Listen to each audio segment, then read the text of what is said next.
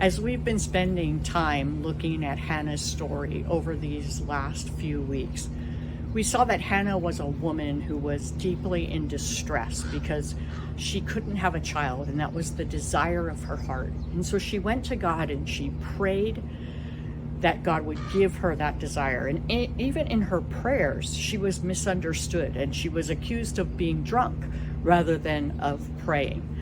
And yet she was faithful to God.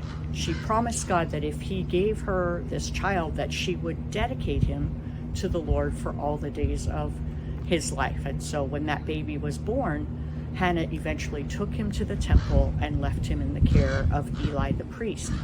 She continued to follow up, to go and see him. She continued to worship God. She continued in her faithfulness to God. And Eli the priest prayed that God would bless Hannah and her husband, and eventually they had more children. I was talking about this one time a number of years ago in a Bible study, and afterwards somebody came up to me and they made this statement.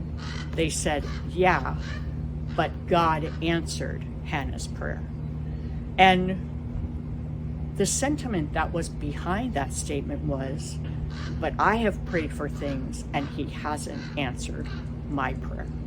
And I think we've probably all been in that situation, even sometimes about little things and sometimes about desperate things, where we have prayed for healing, where we've prayed for God's provision, where we've prayed for a marriage relationship to be restored, where we've prayed for a child to return to the Lord. And it seems as if God is not answering our prayer. And so our choice at that time is to say, well, obviously prayer doesn't work, so I'm not going to pray anymore. Or it is to continue to trust in who God is and in what he says. In Philippians chapter 4, God tells us to pray. He says, "Be anxious for nothing, but in everything, by prayer and supplication, with thanksgiving, let your requests be made known to God. And the peace of God, which surpasses all comprehension, will guard your hearts and your minds in Christ Jesus." When we feel like God is not answering our prayers or not answering them in the way that we want them to be answered, we have to make a choice. Do we still act in obedience? Do we still pray, even though we feel like God isn't doing his part? Proverbs 3, 5, and 6, very familiar verses to many of you, call us to put our trust in the Lord. It says, "Trust in the Lord with all your heart, and do not lean on your own understanding. In all your ways acknowledge him, and he will direct your paths." You know, when we've been praying and we feel like God isn't answering in the way that we want to, it may seem like it makes sense from a human perspective to throw up our hands and say prayer doesn't work.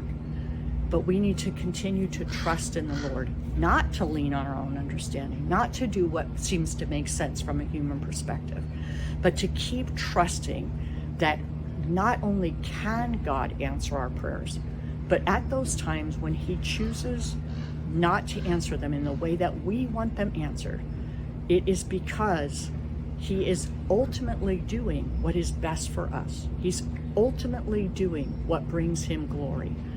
The question is, even in those dark moments, will we hang on to what we know about God, that he is good, that he loves us, that he's wise? Or will we choose to lean on our own understanding?